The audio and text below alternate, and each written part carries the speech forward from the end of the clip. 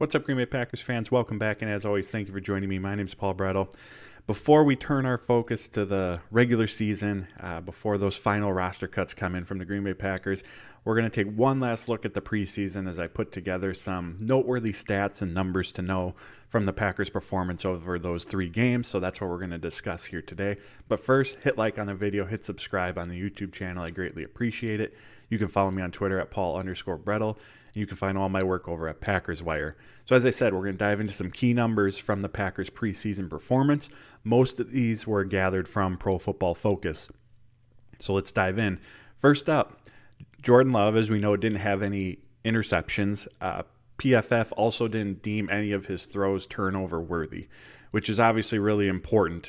Turnovers or even passes that can become turnovers can really be the downfall for a young quarterback and a young offense early on in their careers. And not to say that we won't see turnovers from Jordan Love this season. We are going to. There's going to be ups and downs. But his ability to take care of the ball, in the preseason as well as during the training camp practices is a really, really good sign. And he's found this balance of knowing, all right, when should I fit it into the tight window? When should I push the ball downfield? And when should I hold on to it and continue to go through my progressions? Again, not only in the preseason games, but in training camp, I was really impressed with that aspect of his game. And he says that that's something that's really improved during his time here in the NFL, even as being a backup, is taking care of the ball. And in terms of learning from the best, of course, that's Aaron Rodgers in that regard. So it definitely has been a key area for Love this offseason, something that's really stood out, and we saw that in the preseason performance as well. And of course, as we look ahead to the regular season, his ability to continue to do that is going to be very, very important to this team's success. Edge rusher Brenton Cox, he led the team in pressures created throughout the entire preseason with 7. He's made a really, really strong push for the Packers' final 53. If you watch my prediction video from yesterday, I do think he's going to make the team as a 6 edge rusher. I just think he's got too much talent, too much upside, too much potential at a really, really important position in this game for the Packers to risk another team signing him away, because all of those aspects and what he put on film with his ability to get after the quarterback are absolutely reasons that another team could claim him if he's released, or even if he's signed back to the practice squad by Green Bay, why another team could sign him off of there as well. So it was a bit of a slower start in the early going within the training camp practices, but his best performance early on came in that Cincinnati Bengals game, the first preseason game where he had 3 pressures, and then from there he just continued to build upon that. As we all know, special teams contributions are an important factor for determining most of the back end of the roster spots. Justice Mosqueda of Acme Packing Company, he kept tabs on which players spent the most time with the Packers starting special teams unit. So the top 5 players in terms of snap counts, again with the starters, are as follows: Dallin Leavitt, Patrick Taylor, Eric Wilson, Carrington Valentine, Jonathan Owens, J.J. Enagbare, and Tucker Kraft. So from that group, Patrick Taylor and Jonathan Owens, and probably you could throw Dallin Leavitt in there as well as some perhaps fringe roster players, on the bubble guys, I should say, whose roster spots weren't exactly locked up coming into this final preseason game, but based on their playing time with the starting special teams unit, if I were to make a prediction, I would say that all of those guys are going to be on this Packers 53-man roster because of the role they've taken on in such an important capacity of the game. Some other guys to know: Corey Ballantyne and Henry Pearson both had 5 special team snaps, which was the 6th most, Aaron Mosby, Austin Allen, Ennis Gaines, Isaiah McDuffie, Keandre Thomas, Shamar John Charles, and Tariq Carpenter all had 4 snaps, the 7th most on the team with the starters. But that initial 5 that I listed, I think that gives us a pretty strong indication that those players in particular are going to be on this final roster. Moving on, TJ Slayton. Obviously, we know his primary role on this team is going to be as a run stuffer in the middle of this defense, something he's done very well throughout training camp and in the preseason, just generating a really, really steady push up the middle. But as I've noted on here before, he's also stood out as a pass rusher, and the numbers show that as well. On just 13 pass rush snaps during the 3 preseason games, TJ Slayton had 3 pressures. That's a win rate of 23.1%, which was the highest on this Packers team. Obviously, there's a sample size disclaimer to give with that, only being 13 pass rush attempts compared to some other guys on this team who had 30 plus. But nonetheless, it goes to show what we've seen in practice as well, which he's flashing an ability to get after the quarterback. And in terms of this interior defensive line rotation, he is the number 2 behind Kenny Clark.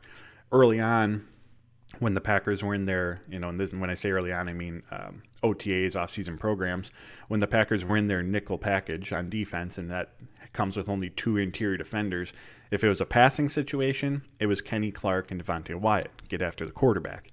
If it was a running situation, it was Kenny Clark and TJ Slayton there to help against the run. But towards the end of training camp here, it's been Kenny Clark and TJ Slayton regardless of what the scenario might dictate. Again, goes to show the quality of play that TJ Slayton's had. And like I said, he's very much the second man in this interior defensive line rotation. Romeo Dobbs, he didn't play in the final preseason game, but he was very, very efficient in the first 2. PFF's yards per route run metric, again, is an efficiency metric. How many yards are you picking up for every route that you run? He averaged 3.84 yards per route run this preseason, which for reference would have led the NFL last season. He doesn't have the blazing speed, the sub 4.4 speed that Christian Watson has or Jaden Reed has, but he knows how to create separation. He's a very, very refined route runner, and Matt LaFleur has said before that he believes he has the ability to run really any route that's out there, and I feel like we really saw that on display. And another thing about Dobbs is his average depth of target was over 18 yards downfield, so these weren't, although he can win in this capacity, of course, but these weren't, quick passes or even intermediate throws. He was being targeted downfield as well. Tight end Austin Allen, he had the Packers' highest run blocking grade from PFF and did so with a decent sample size of 37 run blocking snaps. Without Tyler Davis, Allen could potentially fill in as the Packers' 4th tight end, or 3rd if we classify Josiah DeGore as a fullback, in that traditional Y tight end role where his responsibility is going to be lining up in line and handling a lot of blocking. And as I mentioned before, you also saw some special team snaps with the starters as well. So a bubble player to keep our eyes on, because in the very specific role on this Packers team that he would be asked to fill by PFF's grading system, he did quite well in that regard. And on PFF's grading system, again, it's not the be-all, end-all by any means, but typically if a player performs really well or really poorly, those grades are going to reflect that. So the fact that he was the highest run blocker on this Packers team from a grade standpoint, I think goes to showcase his ability in that part of the game. Now, how the Packers handle the tight end position on their 53, I think it's going to be very fluid. I wouldn't be surprised, as I mentioned in my cut down video, if they go with just 3 to start and keep their eye on the waiver wire system. If someone from another team gets released that they feel can really step in and be that blocker that they need, especially with such a young room with Kraft and Musgrave, I think that they make an addition and add them to the 53. If the right player doesn't come available, or they're not a high enough priority, the Packers aren't on the waiver claims, then I could see them going into the season with 3. Matt LaFleur referenced using a 6 offensive lineman at times, something we did see in the past when Mercedes Lewis was not available, having 6 offensive linemen on the field in some instances. That'd be a great way to get Rasheed Walker or Yosh Nijman some snaps. Or perhaps the Packers end up going with Austin Allen once they see how the dust settles elsewhere and who's available from other teams that are released. So I think in how they approach the tight end is just going to be very, very fluid, but a nice preseason from Austin Allen, again, in the 2 capacities that he's going to have to contribute as a blocker and a special teams player. Sean Ryan, he put together a really solid training camp. He was really consistent, and he had a few rough plays in the Cincinnati game, and I know that interception that Sean Clifford threw in that game, the first one, stood out because Ryan allowed a pressure pretty quickly in that game. But outside of those 2 or 3 plays in that Cincinnati game, he was very good overall. I mean, again, even outside of those 2-3 plays just in that game, he was steady the other snaps that he was on the field. And then according to PFF, he didn't allow any pressures in the 2nd or 3rd preseason game either. As I talked about in my roster prediction video, I think he's going to be on this team. Again, his steadiness, and also there's still a bit of unknown with him. He's only a second-year player. He's a former third-round pick. He's a top 100 pick. So Packers are probably going to be chasing some upside there as well, but he has definitely come a long ways from last season where obviously there was the PED suspension, but even before that, he was on the roster, but he was inactive for most game days. And sticking with the offensive line, this group as a whole performed really, really well. In the 3 games, PFF credited the offensive line with allowing just 12 total pressures. The whole unit, not just the starters, but the entire unit for all 3 games. And the Packers running backs were able to average 4.6 yards per carry, which for reference would have ranked as the 11th best in football last season. So with the starting unit in particular, we know there's question marks. Who is going to be at right tackle? Is Josh Myers going to be the center? But by and large, this group performed really, really well. And as you've heard me saying here before, that's the key to success for this offense. All eyes are going to be on Love. All eyes are going to be on the young pass catchers. But it all starts with giving him time, because if Love is under constant duress, that's not going to end well. If the run game can't get going and this offense is facing 2nd and 9s, 3rd and 7s, predictable passing situations, probably not going to end very well either.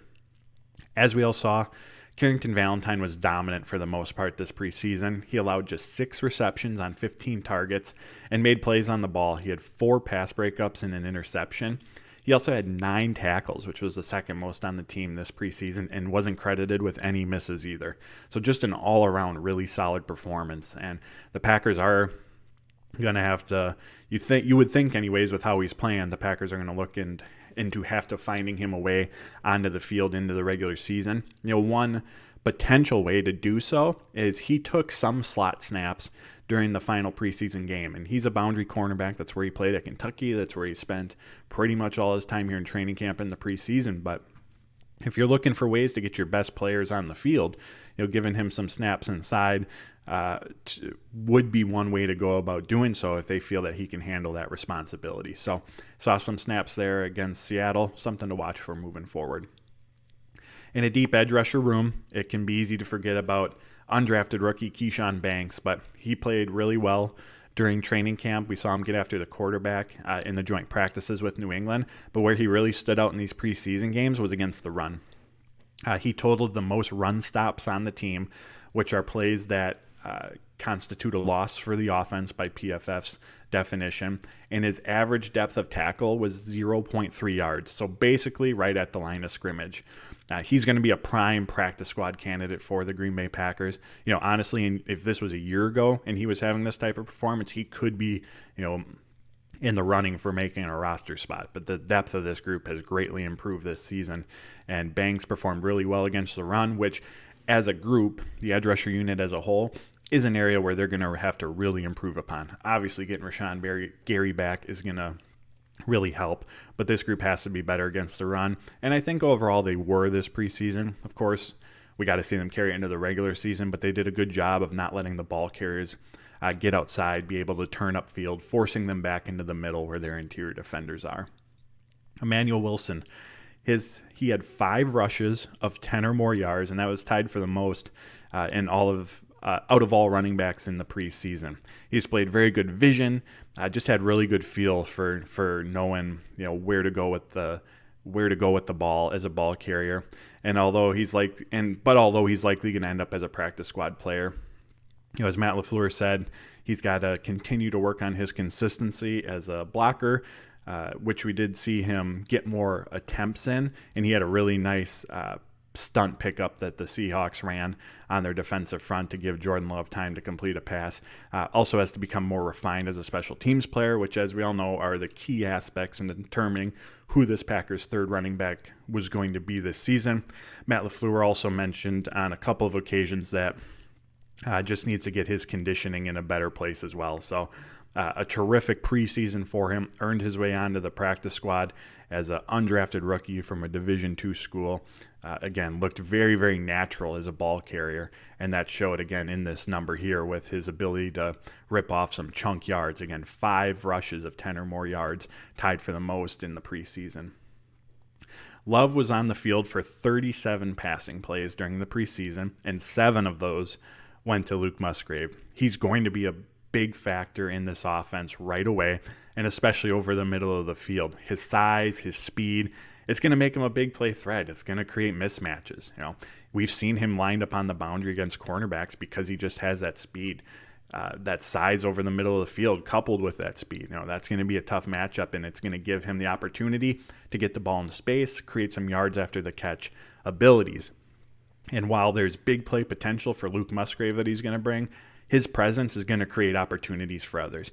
I talk about the gravity that Christian Watson has, that even when he's not getting the ball, you can see the opportunities that are getting created for others because of the attention that he draws, the spacing that he's creating within the defense.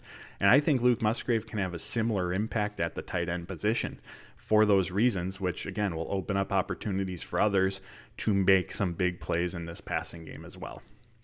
One under the radar name who had a sneaky good preseason was William Hooper, a cornerback, undrafted cornerback from Northwestern State that the Packers brought in after the draft. He allowed just 4 receptions on 10 targets and gave up just 7.5 yards per catch with two pass breakups. Also, he was one of PFF's highest graded special teams players on this Packers team, so definitely a practice squad name to keep your eyes on once these final roster cuts take place. Lastly, the linebacker unit as a whole had 26 pass rush snaps. It was pretty clear early on in practices, and then especially once we got to that first preseason game with Cincinnati, that this unit was blitzing a lot more. And after one of the practices this past week, I asked Quay Walker if that was the case or if my eyes were deceiving me. And he said that no, they have been blitzing more this preseason during this training camp. And I hope that that's something that absolutely continues. One of the changes that this defense needs to make is stop being so passive at times. They have guys who can get after the quarterback. They have playmakers in the secondary. This is a unit that should be playing more than what they are. And instead of the offense always dictating things, send some pressure. Try to get in the quarterback's face, throw something different at them, a different look. So the defense is the one dictating things rather than it always being the other way around. So that's something I hope we see continue into the regular season. If I had to guess, not that they're going to be this super blitz heavy team, but the fact that we saw this consistently throughout training camp as the playbook was being installed does tell me that it's going to be a bit of a larger aspect of the defense this season. This wasn't just one game or 2 or 3 practices where it's like, all right, we're going to emphasize this right now and move on. Like I said, from the first training camp practice to the last and everything in between, this was a steady part of what we saw from this Packers defense. So let's hope it continues. So there you have it, my friends. My noteworthy stats from this Packers preseason. As always, hit like on the video, hit subscribe. I do greatly appreciate it. You can follow me on Twitter at Paul_Brettel, and you can find all my work over at Packers Wire. So until next time, friends, take care, stay safe, and as always, go Pack Go.